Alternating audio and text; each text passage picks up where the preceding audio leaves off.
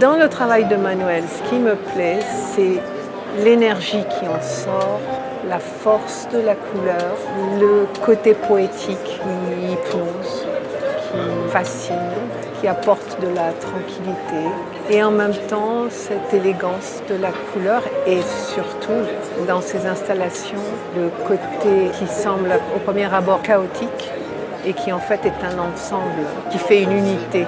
Il a ce don d'assembler les éléments de toutes sortes, des tuyaux, des boîtes, des prises, des radiateurs, des morceaux de bois, comme si c'était des déchets dans un atelier qu'il assemble et qu'il met en scène comme une belle œuvre entière.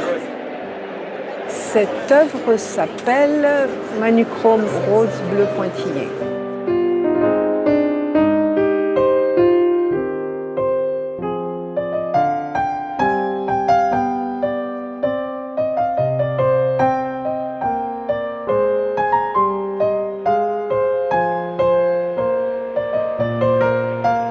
Cette autre œuvre est une œuvre de 1971. Nous avons montré une œuvre comme ça à la galerie en 2000 avec de la matière beige qui était de la sciure de bois. Elle a des hélices au fond de la boîte de plexiglas qui fait que la matière est mouvante, on dirait un sable mouvant. Alors certains sont impressionnés, parfois effrayés. Moi je la trouve magnifique et hypnotisante. Il y a une très belle œuvre dans cette facture au musée de la Galerie d'Art National du Venezuela.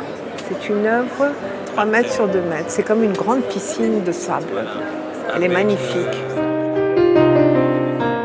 Ces installations ont été faites spécialement pour Art Paris, pour le Grand Palais, parce qu'elles se prêtent de par la hauteur du lieu, la beauté du lieu, la grandeur du lieu. Elles sont gigantesques, elles sont monumentales, ce sont des installations monumentales.